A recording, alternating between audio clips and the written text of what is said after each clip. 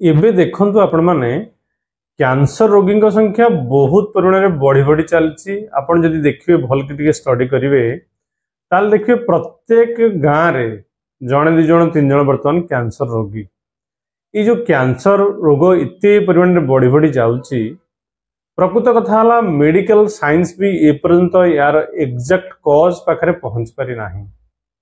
Cause किछि भी हो पारे, प्रोबेबल कॉज किछि भी हो पारे।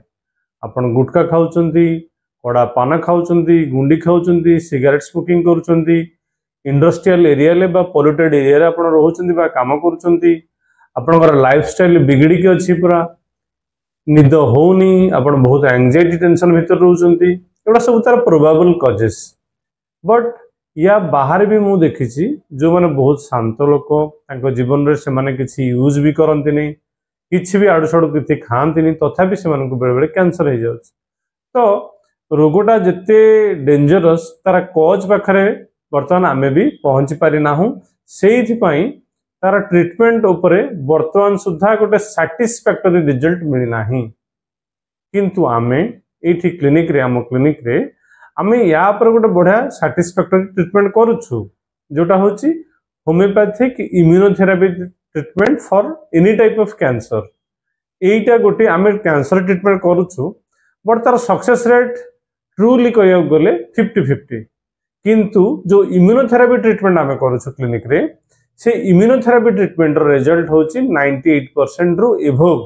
कारण आमे जो 12 वर्ष रानी ए ट्रीटमेंट करूछु, आमे देखिलुनी जे आमर जो माने इम्यूनोथेरापी ट्रीटमेंट आम पाखरु नौचंती प्राय से माने सुरक्षित रहउचंती।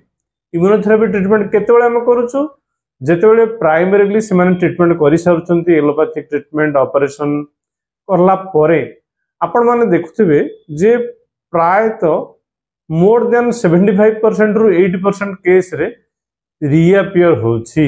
वर्षे 2 वर्ष 3 वर्ष भितर पुन थर रिअपियर होची। इवन गोटे गोटे केस रे 5 वर्ष पर भी रिअपियर होची।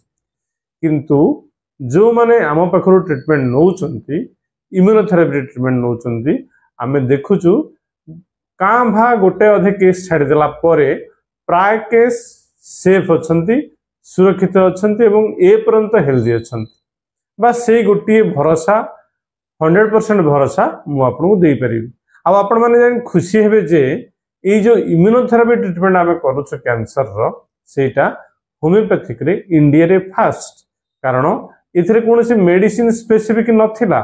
आमे या पर बहुत काम करी रिसर्च करी या पर मेडिसिन बाहर करिछु एवं जो मेडिसिन को मेडिसिनली आमे एक्सपेरिमेंट करिछु, एक्सपेरिमेंट करके देखिछु, आर सक्सेस रेट बहुत अधिक। आ से मेडिसिन को आमे यूज करछु।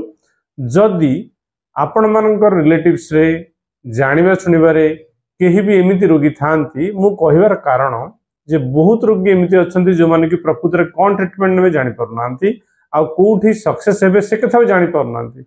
बस एति कहिबार अछि, जदि आपन को रिलेटिव्स भितरे चिन्ह परिचय भितरे केही जणे एमिति कष्ट भोगु थांती, कारण कैंसर रोग बहुत जंत्रणापूर्ण। आउ कैंसर रो ना सुनिने आपन भितर गोटे सिहरण खेली जाए, लोम टांकुरी उठे। तेणु आसंतु आमे समस्ते मिलमिशी अन्य मान को सहाय्य करिबा एवं चेष्टा करिबा ए जो कैंसर रो रिअपियर आ न हेउ, एटलिस्ट जणे लोक शेष समय पर्यंत सुस्थ रे सुख रे बंची रह।